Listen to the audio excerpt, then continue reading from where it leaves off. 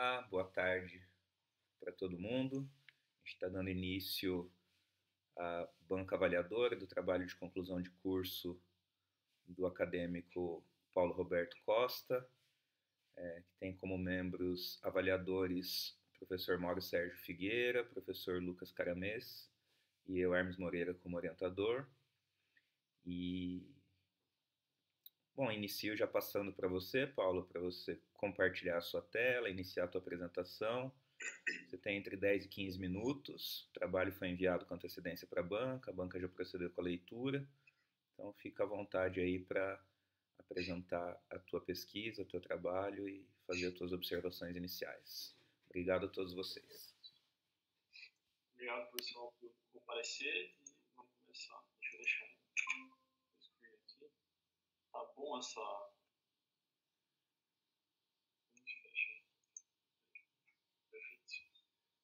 Primeiramente, sobre o tema, esse é um tema que eu tenho muita proximidade, por ser uma pessoa que sempre mexeu muito com a internet, sempre esteve muito presente em fóruns, desde o começo da graduação até antes disso, e eu já tive posse de algumas frações decimais assim, de criptomoedas, de Bitcoin, muitos anos atrás, já tive endereços de carteiras com Bitcoin, e sempre foi um tema que me fascinou. E, assim, apesar das limitações tecnológicas que eu acho que o conhecimento de Bitcoin e de criptomoeda me impuseram, assim, eu sempre quis saber mais. E foi um tema que, dentro da faculdade, por ser uma faculdade de humanas, ter, como eu disse, muitas limitações técnicas sobre esse fenômeno do Bitcoin e das criptomoedas, era difícil de achar algum caminho para começar a estudar, para começar a discutir um pouco esse tema. Eu conversei com o Hermes muitos anos atrás e ele sempre abriu essa porta para mim, que era um tema, um fenômeno interessante de se estudar. E assim eu comecei a pesquisar mais sobre o tema, a discutir. Eu sempre tive muitos amigos, eu conheci muitas figuras lá de fora que falavam sobre isso, só que de uma forma menos formal, menos acadêmica, por assim dizer. Para começar, eu só trago duas coisas que eu achei interessantes, assim, duas figuras. Essa primeira figura aqui é a do Laszlo Haniex, que é um conhecido membro assim, da comunidade de Bitcoin, que alguns anos atrás comprou uma pizza por singelos 10 mil Bitcoins. Né? Hoje, na cotação, cada um está mais ou menos 600 e alguns mil reais. É só para traçar essa discrepância do valor que a gente tem desse ativo hoje. Né? Então, muitos anos atrás, 10 mil reais comprava um Bitcoin numa pizza que aceitava esse método de pagamento. A segunda imagem que eu trago, né, essa à direita, é sobre o bloco Gênesis do Bitcoin, que foi o primeiro bloco minerado pelo Satoshi mesmo. E nesse primeiro bloco, ele traz essa referência a uma capa do The Times, basicamente falando do layout de um banco, e ele trouxe de propósito isso, né?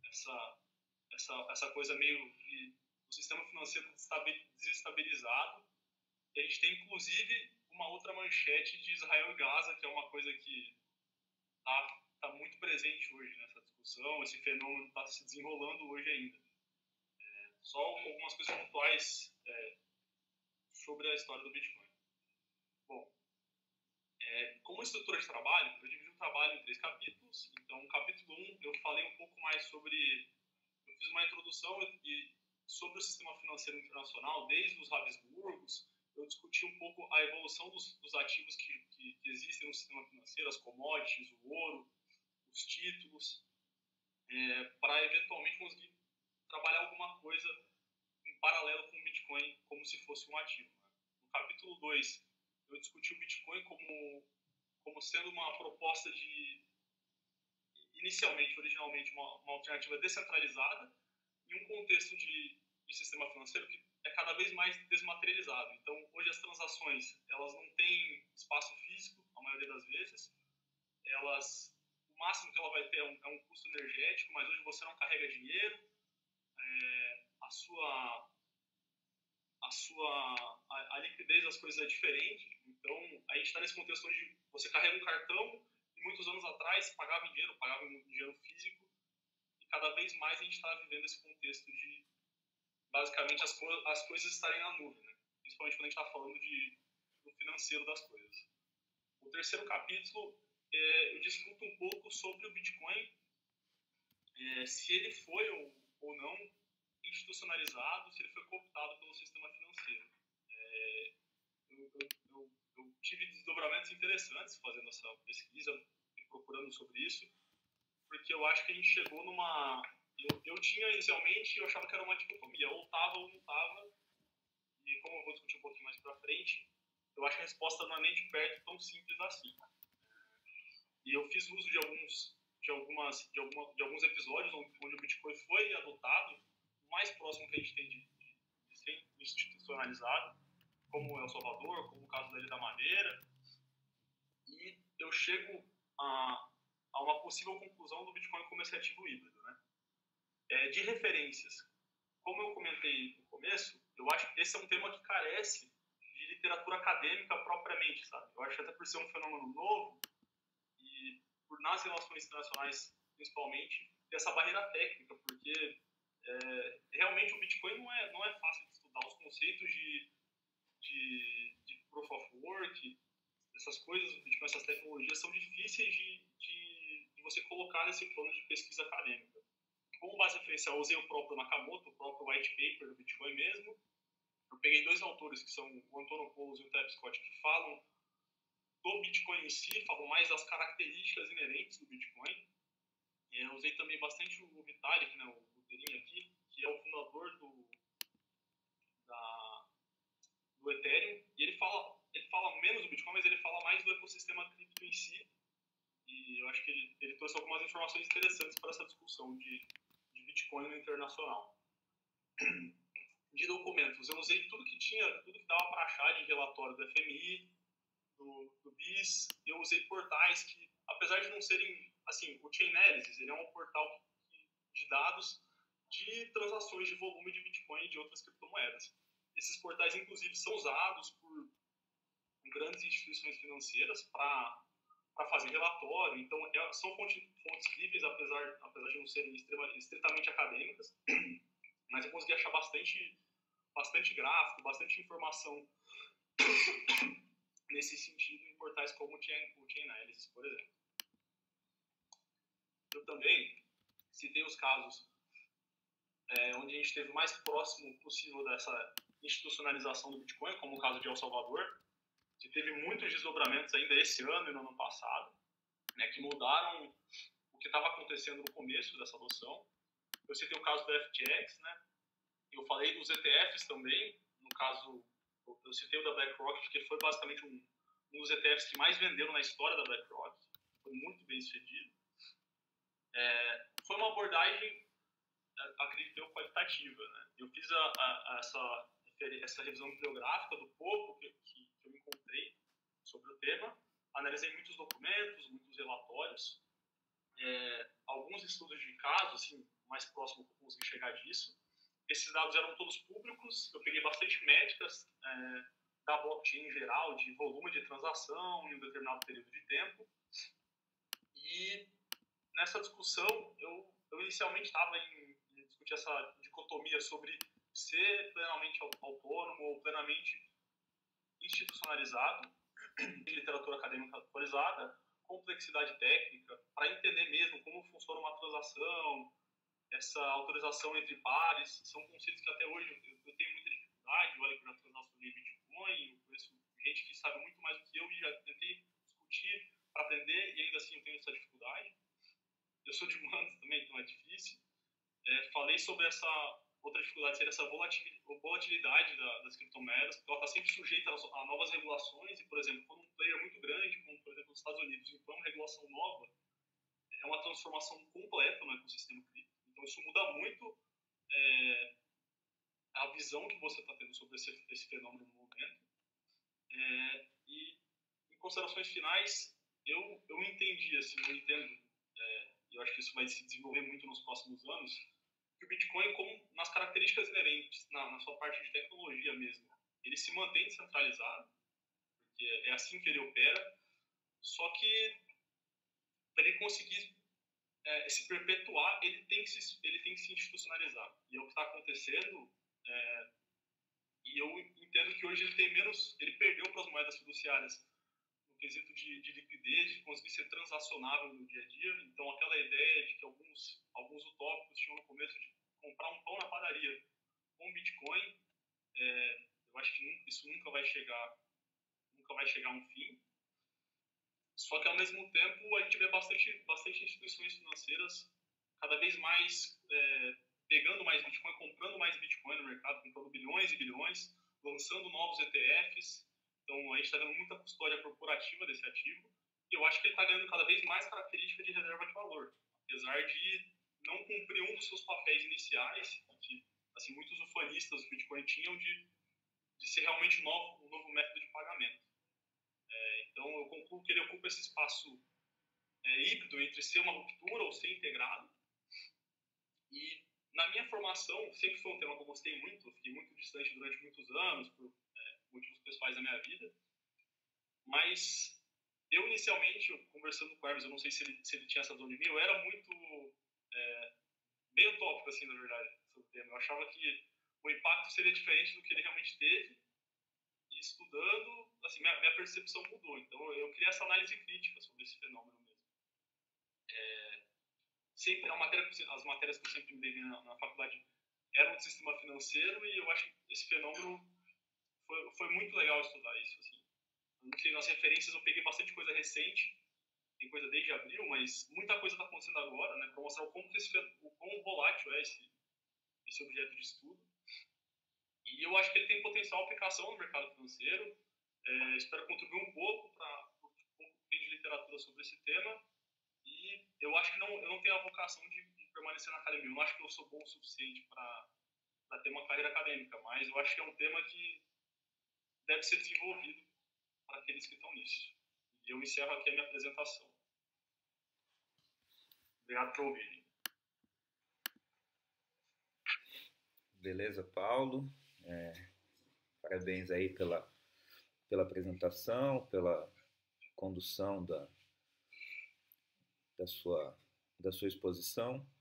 E antes de passar para o Lucas e para o Mauro, acho que você tocou num ponto que eu ia falar mais ao final, mas já que você falou, para a gente não perder o fio da meada, acho que eu tinha até comentado isso com o Mauro na semana passada, né, Mauro, quando a gente estava conversando sobre a banca, que eu achava que você tinha iniciado lá atrás, quando, né, pediu orientação do tema e que queria desenvolver esse tema, numa perspectiva mais, digamos assim, mais empolgado com as criptomoedas, e que eu senti que o seu trabalho ele tinha se tornado um trabalho mais cético.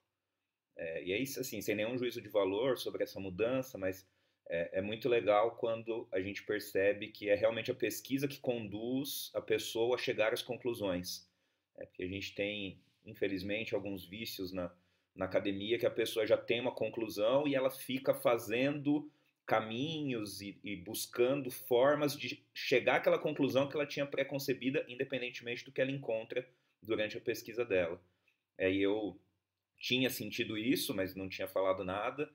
Achei que era uma questão que você tinha que enxergar junto com a banca, ou no momento da banca, mas que legal que já na própria exposição você colocou isso e sei lá, eu como orientador fico feliz, porque eu acho que é um pouco por aí, né? Você teve muita autonomia desde o início para fazer a tua pesquisa, conduzir teu trabalho, e chegou a conclusões que os materiais te levaram a elas e entendeu que era isso mesmo, não se sentiu frustrado em não confirmar aquilo que você a priori talvez achasse que queria encontrar.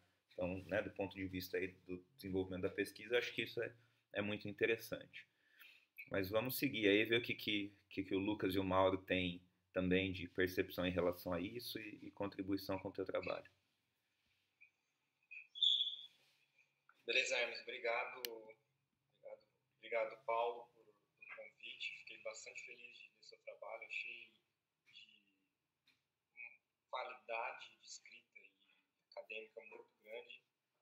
Vou tentar apontar os caminhos, né, e os elementos de alta qualidade que eu vi no seu trabalho. Fiquei bastante satisfeito, Paulo, com a forma como você abordou o assunto, porque eu acho que é exatamente esse debate acadêmico que você mesmo comentou, né, que falta ser feito a respeito do Bitcoin, e eu acho que é apropriado para relações internacionais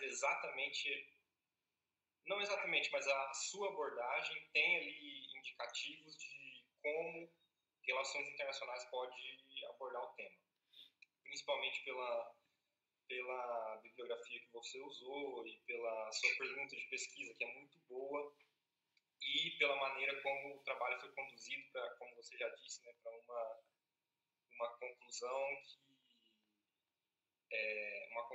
que é sustentada pelo material e pela sua análise crítica, né? Mas então deixa eu fazer uma breves, assim, coisas muito superficiais de forma para depois entrar na discussão de bitcoins propriamente dita. Só então, rapidamente, eu tenho aqui pouquíssimos apontamentos de forma para você corrigir, sendo o primeiro deles que você fez, quando você abre parênteses, você não dá espaço entre as palavras. Então você dá uma palavra e aí abre parênteses sem dar espaço. Então vai lá no Word, se você for fazer a revisão, vai lá no Word, dá um Ctrl L, onde tiver parênteses você coloca espaço parênteses, substitui lá, você sempre dá espaço antes de abrir parênteses. Outra coisa que na página 17 você escreveu a palavra descrevido. Essa palavra não existe na língua portuguesa. O particípio do verbo descrever é descrito. A sua página 24 tem um gráfico sobre que, até onde eu consigo interpretar, é um gráfico sobre a adesão de vários países ao Bitcoin. E esse gráfico, você não explica e ele não tem legenda, é o gráfico da página 24, imagem 8. Ele não está explicado no texto, sua redação não comenta, não explica, você só diz, figura abaixo, desenvolvida, tal, ilustram no estabelecimento, isso. Mas falta legenda, falta mais comentários a respeito do gráfico. Outra coisa... sim, outra coisa que eu já comentei em outros TCCs, e os meninos estão cansados de ouvir falando isso, é que você printou figuras de outras fontes e transformou em gráficos do seu trabalho. Eu sugiro sempre, acho que não vai dar para você fazer isso aqui, mas eu sempre sugiro você raspar os dados da sua fonte, que você encontrou, e formular o seu próprio gráfico do seu trabalho. Por que isso é importante? Porque quando você formula o seu próprio gráfico, você vai fazer a análise daquele gráfico, tá? Você vai estar construindo esse gráfico e você vai conseguir adequar o gráfico às normas da ABNT e dar padronização estética para o seu trabalho, os gráficos do seu trabalho. Porque aí, desse jeito que está aqui, printado de outras fontes, cada gráfico é de um jeito, cada gráfico tem uma cor, e eles vêm com a identidade visual da fonte onde você coletou. Eu não acho isso positivo, eu acho que isso empobrece o seu trabalho. Você absorver a identidade visual, que nem sequer é a ABNT e nem sequer é a sua identidade visual, de outra fonte. Mas, enfim, isso só quando você for fazer os seus trabalhos, seus relatórios no seu trabalho, no seu ofício, é preferível você não printar figuras da fonte e raspar os dados, fazer as suas próprias figuras. E, felizmente, é só isso que tem que eu, pelo menos, identifiquei de problemas formais no seu trabalho. Depois tem ali uns problemas com o espaçamento entre linhas na página 36, mas isso não tem problema. Agora, passando para a parte de conteúdo, a primeira questão é que você, como eu já disse, formulou uma pergunta de pesquisa que não te orienta, não te encaminha para fazer para conclusões pré-determinadas que você já tinha, para para confirmar os seus preconceitos a respeito as suas preconcepções a respeito do tema. Ou seja, é uma pergunta propriamente de pesquisa acadêmica. De modo que, vou antecipar a conclusão, gostaria de sugerir que você reveja a sua autopercepção de que você não tem talento para a academia, porque eu acho que sim, você tem talento para a academia pelo que você mostra no desenvolvimento do trabalho. Coleta de material muito boa, achei, muito condizente com a pergunta de pesquisa e para você formular suas conclusões e conclusões críticas, né? Críticas no sentido de comparar material e estabelecer conclusões que não são preconcebidas, né? De novo. E aí, o principal ponto que eu gostaria de destacar é que você chegou a uma conclusão a respeito da dicotomia, né, ou da tensão entre descentralização, que é um princípio do Bitcoin, e cooptação pelas instituições. Você chegou a um ponto, né, de dizer ali, olha, o Bitcoin chegou a um estado em que ele é dual, né, ele é uma reserva de valor sem ter conseguido uma reserva de valor que preserva partes dos seus princípios de autonomia, mas que ao mesmo tempo é integrado ao sistema financeiro tradicional, mas nunca conseguiu se transformar em moeda de curso legal, nunca conseguiu se transformar na moeda que você vai comprar pão na padaria. E você disse, eu acho que isso nunca vai acontecer. Eu quero pegar esse gancho. Por quê? Eu acho que faltam 2 blocos de argumentos no seu trabalho que poderiam, assim, enriquecer demais a sua conclusão. E pelo que eu entendi, você conclui que o Bitcoin não pôde se tornar uma moeda de curso legal a partir do caso do Bukele, em El Salvador, porque encontrou barreiras institucionais.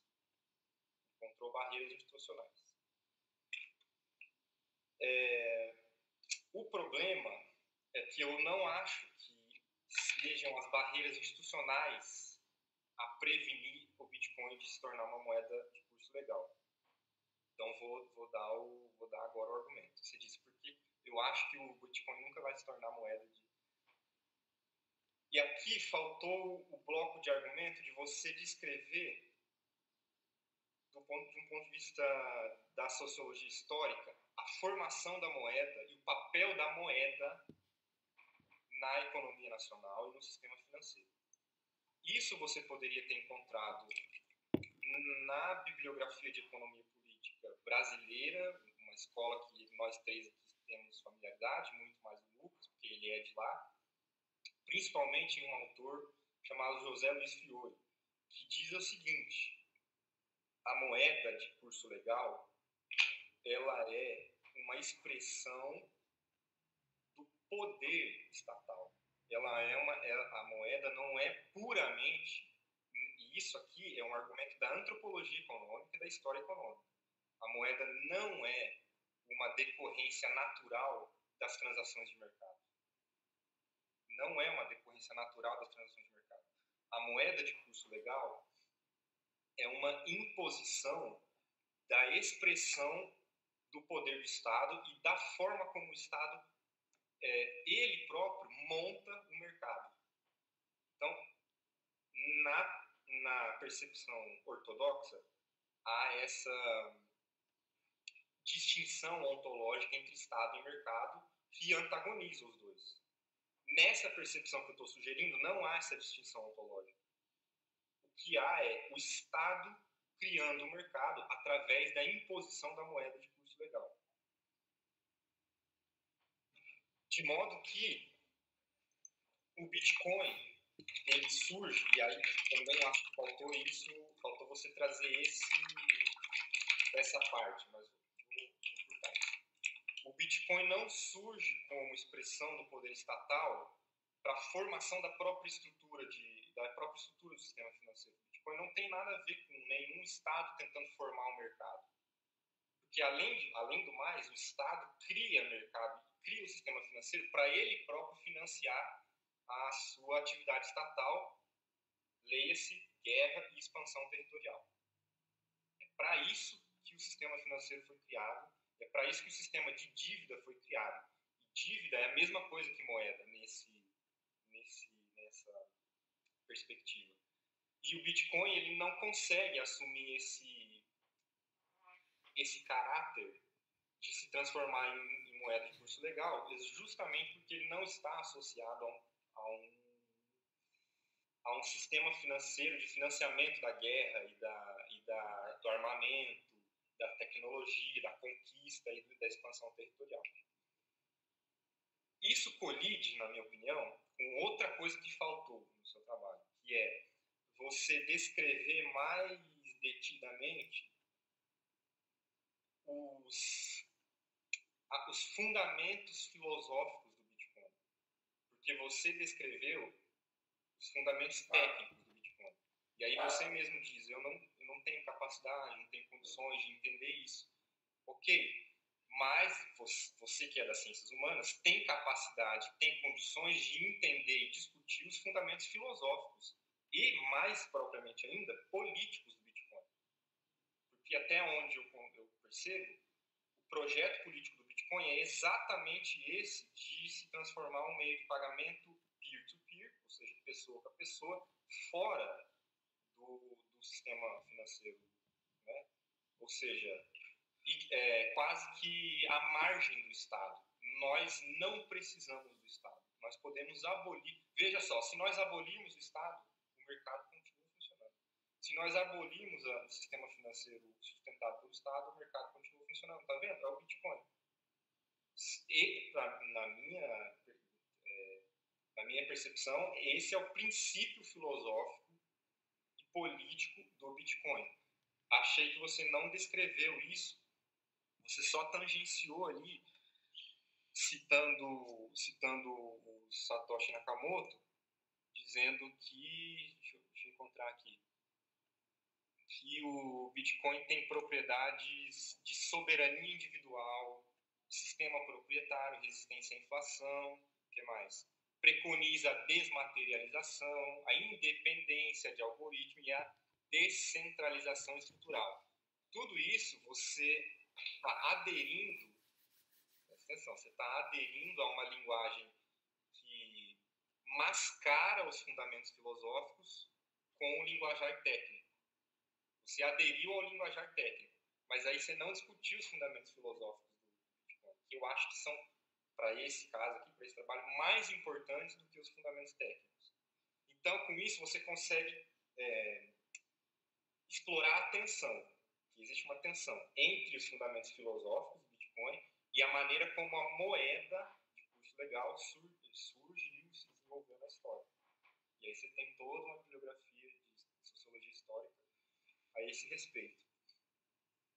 Com isso, você conseguiria sustentar a conclusão de que você disse: eu acho que o Bitcoin nunca vai se tornar moeda de curso legal. Você disse: eu acho.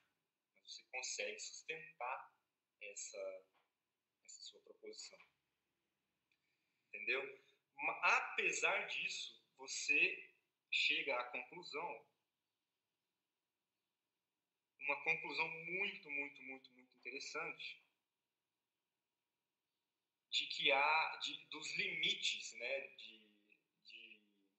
de adesão ao Bitcoin, e que o Bitcoin ele deixou de ser nunca foi uma moeda de curso legal, mas abandonou o projeto de ser uma moeda de transações peer-to-peer, ou seja, de pagamento, um meio circulante, abandonou o projeto de ser meio circulante e passou a ser simplesmente um ativo financeiro não comum, mas de reserva de valor mais né, do sistema financeiro tradicional. E aí você chega a essa conclusão muito, muito interessante, baseada no seu material, né? E você elenca ali 2 argumentos bem interessantes que mostram a operacionalidade da coisa, que é bastante difícil acesso, né? Consegui entender bem superficialmente. Então você mostrou a operacionalização do Bitcoin, mas você não fez assim. Olha, não estou dizendo que isso aqui desabona o seu trabalho de alguma forma. Só estou dizendo como você poderia enriquecer. Né? Mas você mostrou a operacionalização da institucionalização do Bitcoin e não fez essa trajetória sociológica da moeda, como a trajetória sociológica da moeda colide com os princípios filosóficos do Bitcoin, de modo que o Bitcoin terá dificuldades para se tornar moeda meio circulante. No mais, Paulo, meus parabéns pelo trabalho, grande trabalho do TCC, correspondeu ao que se espera de um trabalho do TCC, talvez até mais. Então, deixo aqui meus parabéns e, de novo, obrigado pela oportunidade de participar da sua banca. Obrigado pela análise, professor.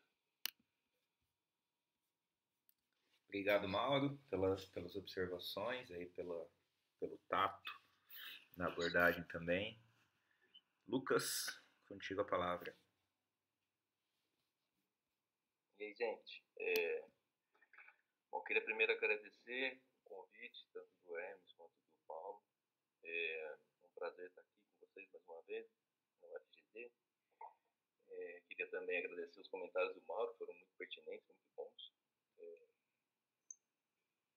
E dizer que eu vou tentando complementar um pouco do que o Mauro falou, vou tentar fazer comentários um pouco mais, que são mais relacionados à estrutura interna do trabalho.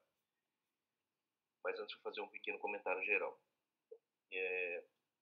Eu acho que, assim, do ponto de vista geral, mais amplo, como o Mauro mencionou, o seu trabalho tem uma qualidade adequada para o TCC e talvez até um pouco superior do que a gente tem encontrado e recebido aí nos últimos tempos. Há uma série de questões para ser melhorado, tá? O trabalho não está perfeito, tem uma série de detalhes e de aprendizados aí que você só vai desenvolver quando você se envolver, né? Quer dizer, você só fazendo e errando é que você vai aprender, não tem como nascer sabendo nada. Acho que o tema é muito pertinente.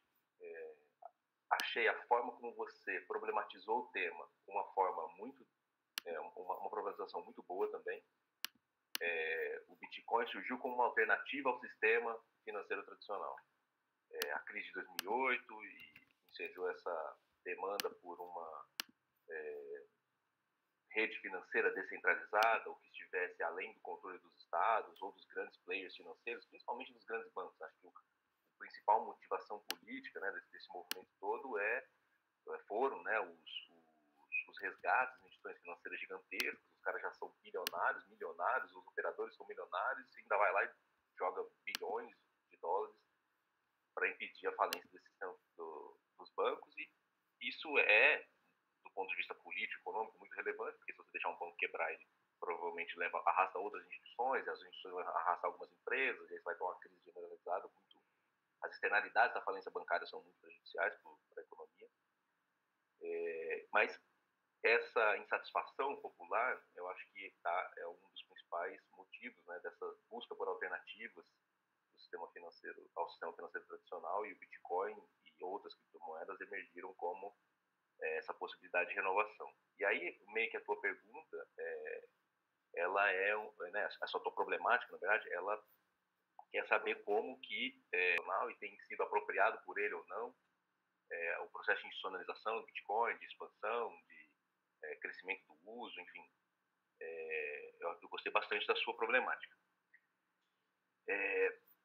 Acho que, do ponto de vista da estrutura do trabalho, como você apresentou, você segue uma lógica interessante. Deixa eu só recuperar aqui.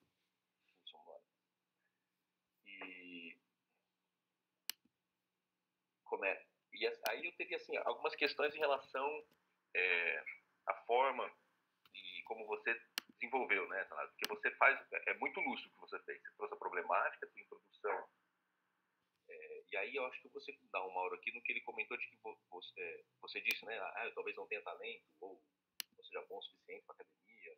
Você é bom o suficiente para tudo que você quiser fazer, cara. Basta você querer, se dedicar bastante e você vai fazer acontecer. Você tem pesquisas consolidadas nessa área, mesmo na área de tratamento personal. Tem um pessoal muito bom trabalhando nisso, mas ainda falta, ainda tem muito espaço. E especialistas nesse tema, com uma boa formação acadêmica, conseguem ter um espaço de trabalho muito legal no mercado. Então, eu acho que se eu fosse você, eu tomaria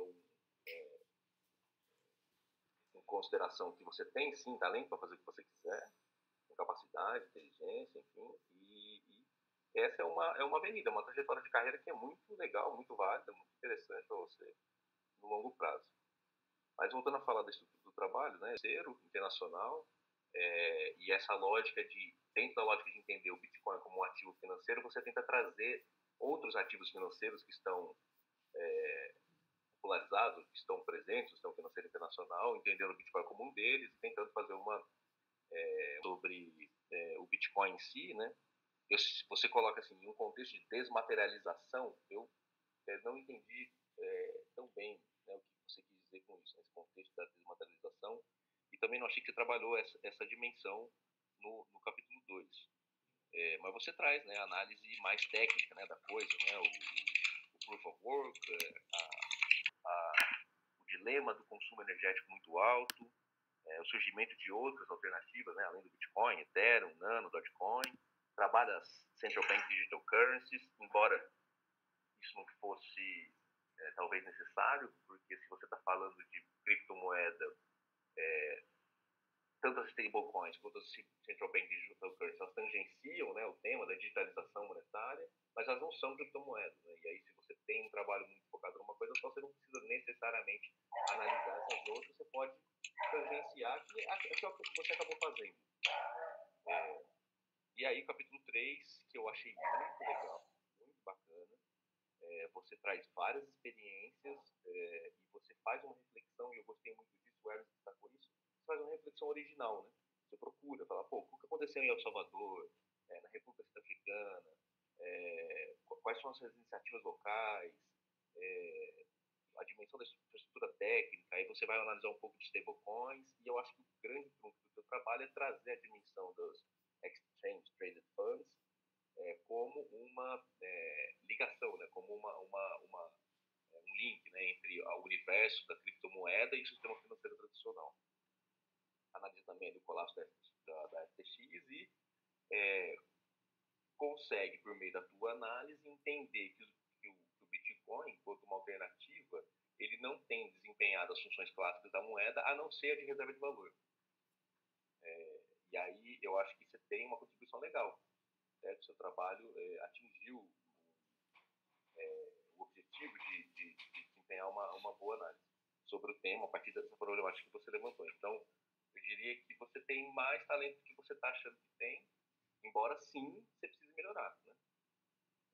A gente vai sempre precisar melhorar, não interessa quem a gente seja, estamos sempre na busca da virtude. Né? Bom, eu gostei da sua conclusão, gostei da sua análise, e aí eu queria tratar de temas, uma coisa assim, mais da coerência interna do trabalho, para que, todos esses pontos que eu vou levantar, que eu vou apontar, são apenas sugestões para que você melhore o seu trabalho atual, mas também trabalhos futuros, que você se encoraje, né, se sinta mais encorajado a desempenhar outras pesquisas, outras análises, às vezes até em relação ao Bitcoin, pegar outros ângulos.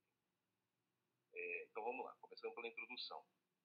Eu ressaltaria, você fez uma introdução em termos de estrutura muito boa, eu gostei bastante, porque você tem os elementos estruturais fundamentais, você traz sua problemática, tem uma pergunta, embora, como o Mauro comentou, ela possa ser melhorada, ela possa ser adequada para a tua pesquisa. Você traz o que você descreve, você faz uma pequena confusão, mas você traz uma discussão do método e tem uma outra confusão entre hipótese e objetivo. Você apresenta o objetivo como se ele fosse uma hipótese, mas tá legal, porque feito esse ajuste fica redondo. E você antecipa também a justificativa, né? Você traz as contribuições, né, do plano teórico, outros elementos ali. Tá, então, essa estrutura é boa, só que eu acho que ela pode ser melhor desenvolvida. Um pouquinho. E, na verdade, é sempre uma reescrita, sabe? Uma coisa que não demanda demais. Apenas um foco novo ali sobre essa mesma questão. Então, acho que você podia ter feito o quê? Usado um pouquinho mais de espaço, né, de parágrafos, um pouco mais, para contextualizar o que é a ruptura, o que é aquela coisa da realidade que você está olhando e está falando, isso aqui a teoria natural não explica, isso aqui o senso comum não explica, como é que eu vou... e aí você vai propor uma análise, certo? E essa ruptura, na minha opinião, pelo que eu entendi, é a contradição fundamental entre a proposta crítica do Bitcoin e a institucionalização recente dele, certo? Essa é a problemática do seu trabalho. Os caras têm uma proposta, mas tem um outro tipo de realidade. E aí acho que você poderia explorar um pouquinho mais isso para trazer esse contexto de forma mais clara para o leitor, especialmente quando ele é um pouco mais leigo sobre o assunto. E você não é leigo sobre o assunto, você já domina esse tema. Tem uma pequena confusão que aparece tanto no resumo quanto na introdução entre o que é metodologia e o que é método. Então, aquilo ali que você está escrevendo, tanto no resumo quanto na introdução, é método. Método da análise bibliográfica, método da revisão de documentos, tá? E aí você poderia ajeitar isso. E tem também uma confusão entre hipótese e objetivo. Quando você apresenta a tua hipótese,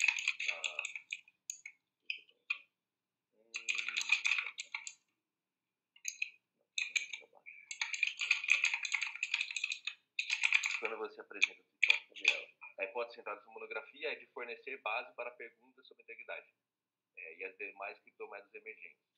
Isso é, de certa forma, um objetivo de fornecer base para responder as perguntas sobre essa integridade.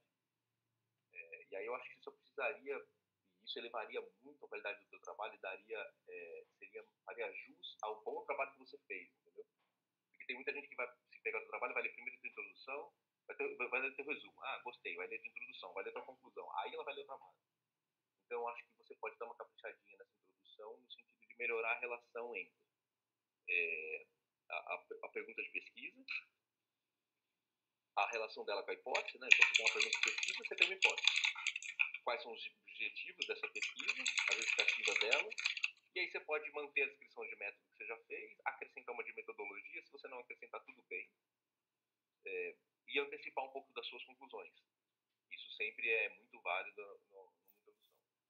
É isso. Porque eu acho que esses ajustes fazem a introdução, que é tipo o sorriso do teu trabalho, mais adequadas a quem ele é, entendeu? Porque tem um bom trabalho e a introdução está um pouquinho abaixo, embora ela tenha estrutura boa, ela só precisa de um ajustezinho, assim, sabe? De um recapricho. Em relação ao capítulo 1, eu sugeriria você ter um pouco mais de clareza em relação, principalmente, à evolução do sistema financeiro que você procura descrever. Porque você está falando, e aí são sugestões, tá? Você está falando de sistema financeiro internacional, e quando você fala de sistema financeiro, você está falando de sistema monetário internacional, e você está falando dos diferentes regimes, ou diferentes regimes de sistema monetário internacional que existem. Então, você tem o padrão ouro, você tem o padrão ouro-dólar, que é diferente do padrão ouro, é importante notar essa diferença, entender ela. Você tem o padrão ouro, que vai até meados da Primeira Guerra Mundial, é suspenso, a Inglaterra tenta resgatar o padrão ouro entre guerras, não consegue, dentre outros motivos porque o dólar já é uma zona muito, vamos dizer assim, potente do ponto de vista das relações monetárias internacionais. A Segunda Guerra Mundial, a crise de 29, a crise dos anos 30 e a Segunda Guerra Mundial, que estão na raiz da ascensão do fascismo e depois do nacionalismo competitivo e da Segunda Guerra Mundial e tal. E aí vem esse consenso internacional construído pelos americanos e britânicos principalmente, mas não só, tem vários outros países participados, você tem o padrão dólar-ouro. E aí a ruptura do padrão dólar-ouro em 1971, eu acho que ele é um elemento fundamental para você, porque é esse elemento que explica os limites desse sistema financeiro atual e por que que o Bitcoin surge como uma proposta alternativa.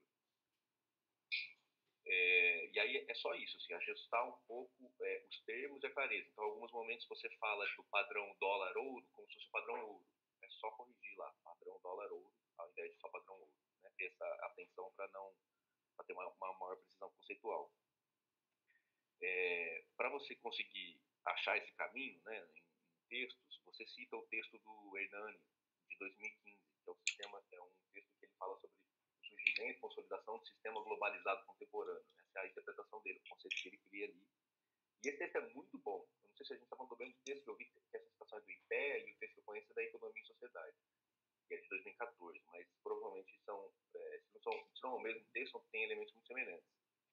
E ali, na descrição do Hernani, eu acho que tem o mote histórico do teu trabalho, que seria, principalmente a partir da ruptura do padrão dólar-ouro, em 71, o surgimento de uma série de inovações financeiras que visam trazer estabilidade ao sistema financeiro internacional, e existe a consolidação de um conteúdo normativo, um conteúdo intelectual e normativo, ideacional, que é mais associado ao neoliberalismo e à hipótese dos mercados eficientes, da teoria da expectativa racional, e a ideia de que o surgimento dos derivativos, do processo de securitização, traz estabilidade financeira.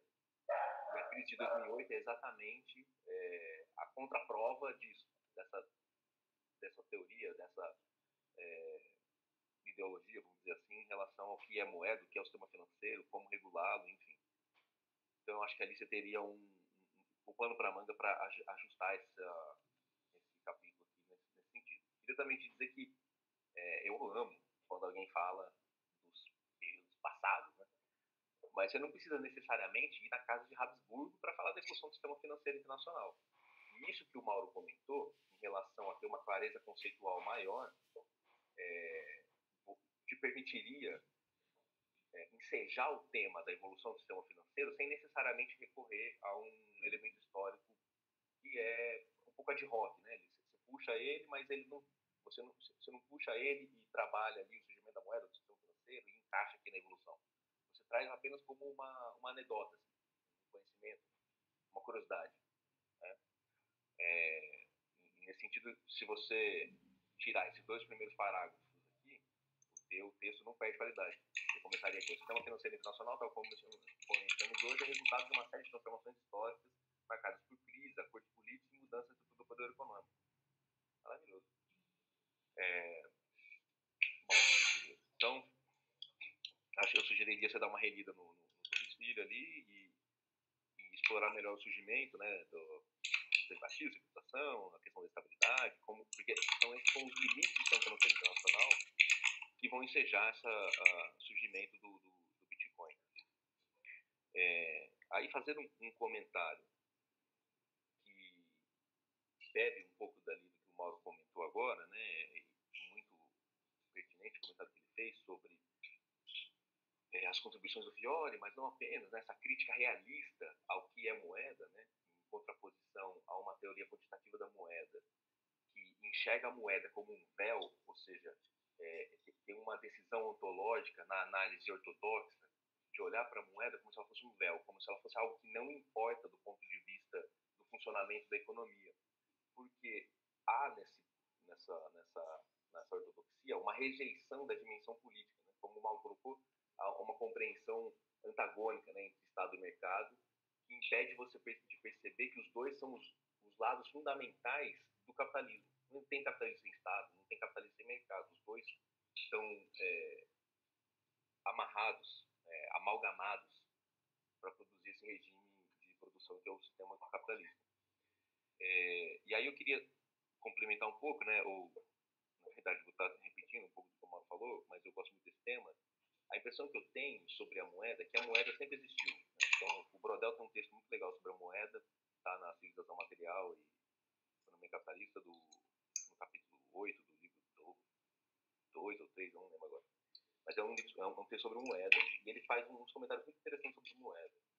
Ele fala que a moeda, quando ela passa a entrar em sociedades tradicionais, por ela produzir uma objetivação das relações materiais, ela acaba gerando uma certa erosão dos elementos sociológicos, sociais, culturais, tradicionais daquelas regiões. Então, ela tem um efeito meio assim de objetivar as relações sociais, as relações políticas. E isso é interessante de pensar, porque quando ao Renascimento e a uma série de moedas, a moeda ainda tinha uma dimensão metálica, antes dela ter se transformado numa moeda soberana, você tem um processo de transição, e o que eu entendo é que esse regime da soberania, ele instrumentaliza a moeda a seu favor. Então, como o Mauro falou, o sistema de dívida pública, ele é criado para que o Estado financie a guerra. Então, por exemplo, o Banco da Inglaterra, a coroa inglesa, cria, junto ao Banco da Inglaterra, o sistema de dívida pública da coroa para captar o dinheiro que a burguesia inglesa tinha e que a coroa estava depletada por conta de guerras e não tinha. Então, eles emitem um título, o Banco da Inglaterra emite um título garantido pela coroa para que os empresários comprem, certo? E, com isso, a Inglaterra consiga fazer a guerra e, a partir dos espólios da guerra e da exploração daquele território conquistado, ela vai conseguir pagar os títulos e remunerar esses investidores.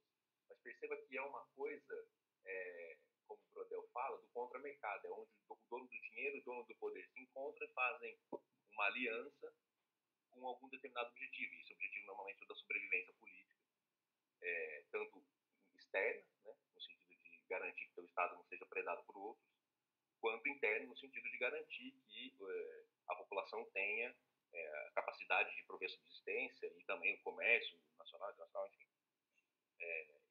E aí eu acho que, entendendo para pensar o Bitcoin, eu nunca analisei Bitcoin, eu nunca estudei isso a fundo, embora eu tenha bastante interesse. Eu acho que analisar desse eixo é interessante porque você percebe o quê? Se os estados instrumentalizaram a moeda, o sistema de dívida pública, o desenvolvimento do sistema financeiro, e isso está sempre tete a tete, próximo do poder estatal, o Bitcoin ele surge como uma alternativa a um regime soberano. Mas ele vai ser capturado pelo regime soberano, como você acabou como você demonstrou no teu capítulo 3. Mas eu acho que essa é uma chave conceitual interessante. Ela demanda, obviamente, uma formação filosófica e histórica, enfim, importante. Mas essa é uma chave que eu acho que é interessante e pode ser produtiva, né, para análise desse tipo de fenômeno. Bom, então, sem mais viagens históricas filosóficas, o teu capítulo 2, eu acho que ele está bem estruturado. Eu senti falta dessa dimensão do contexto da desmaterialização, que você coloca no título. Acho que a análise do POW, né, e depois do dilema da escalabilidade, descentralização e segurança podia ser mais explorado, o dilema principalmente, porque esse dilema é importante nesse processo de tornar eventualmente as criptomoedas uma alternativa real e fala também dos desafios, né, para que isso se consolide. Então, talvez, não necessariamente para esse trabalho, tá, mas talvez para outros, você possa trabalhar um pouco mais essa dimensão, né, desse desafio, né, escalabilidade, descentralização e segurança. Porque parece que tem um trade-off, né, você fala de como se fosse um triângulo, você consegue garantir duas dessas coisas, ou escalabilidade e a descentralização, ou a descentralização e segurança, mas nunca os três. Né? E eu acho que isso é um plano interessante para você analisar ali e destrinchar mais. Deixa eu ver.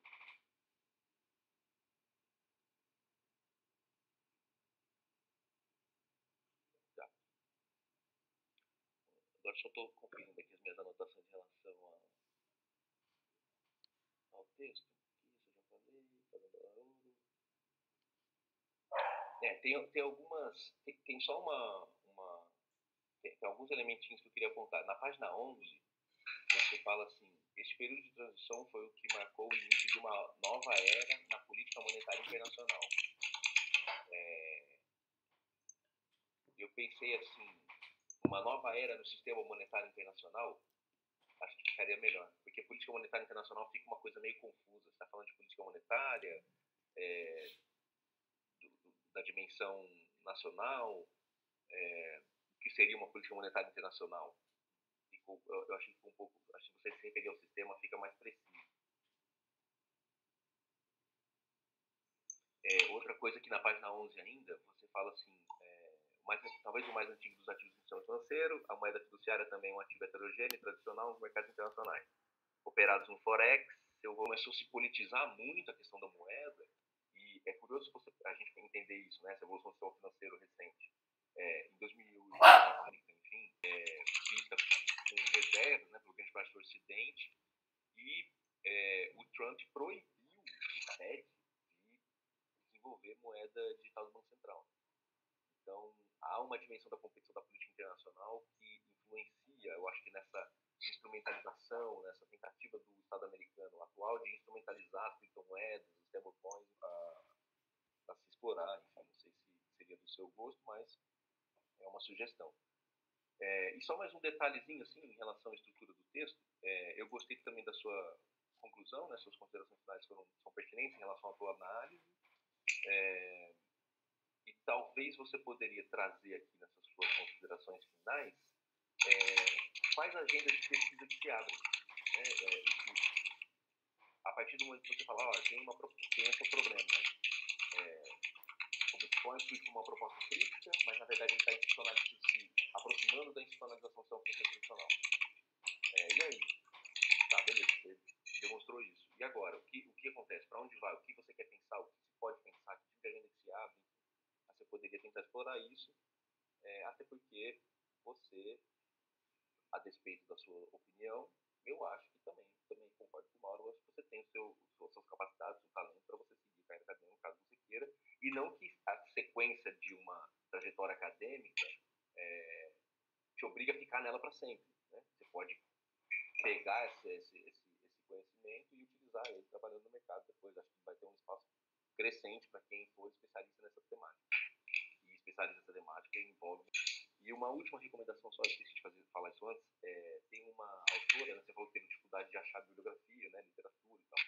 Tem uma autora brasileira, que ela trabalha numa universidade francesa, agora eu não lembro o nome. Ela chama Camila Villar-Duran. Villar com 2 L's e Duran N. Ela tem muito trabalho sobre o assunto. Ela é do direito, mas tem um pé na RI, na política, tem uma pegada multidisciplinar, tem muita coisa muito, muito boa sobre isso. E aí recomendo, caso você queira dar sequência nos estudos, você pode pesquisar algumas coisas dela. Tá bom? Então encerro aqui. Parabéns por Ernst, parabéns para você também. Queria agradecer ao Mauro também pelos excepcionais comentários. E estamos aí para discussão ou qualquer outra coisa. O fone começa a latir, foda. Não tem, acho que, perguntas diretas, Paulo, mas teve algumas reflexões aí sobre os caminhos do teu trabalho, então fica muito à vontade aí para dialogar com o Mauro e com o Lucas.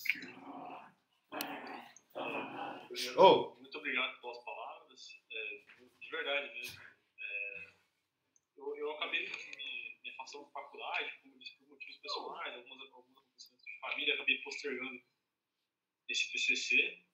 O Hermes me ajudou bastante, assim, na linha para seguir nesse trabalho. Inicialmente, eu ia, inclusive, discutir mais e trabalhar o renminbi digital, né?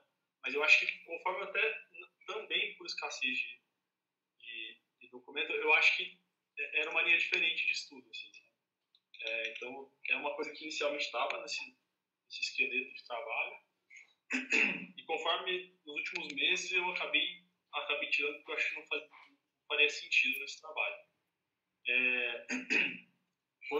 Acho que os dois comentavam sobre isso, sobre desenvolver mais a ideia por trás do Bitcoin, é uma coisa, eu acho inclusive que fundos como BlackRock, Vanguard e outros seguiram esse caminho que ele está fazendo, diferente de 2008, quando ele alertou, assim, ele fez um hedge contra o que estava acontecendo e ele foi meio quase que sozinho contra a crise.